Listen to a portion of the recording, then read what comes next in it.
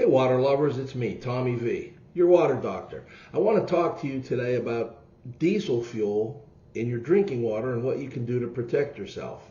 Recently we had a situation where a municipality dumped diesel fuel into the drinking water.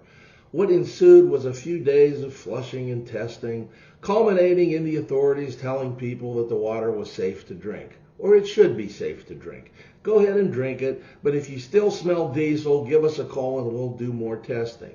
Well, I got to tell you, if it's me in this situation, I'm not feeling too comfortable about drinking this water. There's some reasons that you can't flush diesel out of a line very easily, and it takes a long time. But the good news is there's something you can do as a consumer to find out if you are indeed still getting diesel fuel in your drinking water line, and you can hold the city, the county, whoever's telling you this water's safe, you can hold them accountable. Let's talk about it. So now let's talk just a little bit about why diesel fuel is so hard to rinse out of a piping network. A lot of it we know.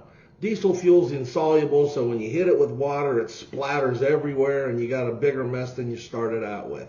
Also inside the piping network, there's bends, tees, fittings, valves, pockets of dirt, pockets of air, a lot of places for the diesel to accumulate, so it's really hard to flush this out. But there is a bigger reason, the most important reason why diesel is hard to flush out and doesn't readily come out. And that has to do with calcium scale inside the pipes. Calcium scale is porous. It has a great affinity for holding diesel fuel. And because it's very low on the hardness scale, about 3, with diamonds being at 10, over time, with passing air and water, after it holds the diesel fuel, it's going to give it off. This is why you can have a negative test today, but tomorrow you can have positive smell and odor or taste for diesel fuel. Let's talk about what you can do to remedy that and hold the city and experts accountable. So the important ingredient missing from all these experts testing your water and giving you an assurance is that it lacks the value of time. Think about this. You think you have a heart problem, you go to see your doctor, he does some tests. It's not good enough because that's only instantaneous. You're not symptomatic on that day. He puts a heart monitor on you. He sends you home.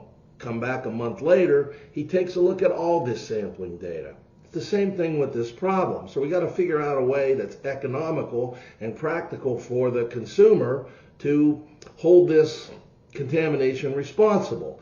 And you can do that. In the water industry, we've been doing these type of forensics for a long time.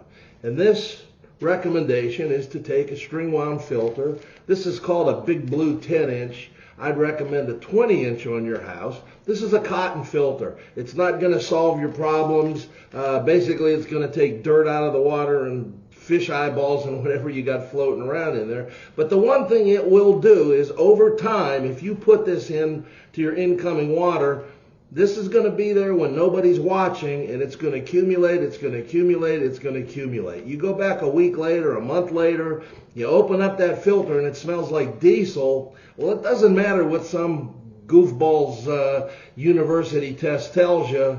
One of the properties of diesel fuel in science books is that it has a very telling odor. So you can go to any residential home water dealer and ask them for a Big Blue 20-inch, 10, 20, 50 micron, it doesn't matter.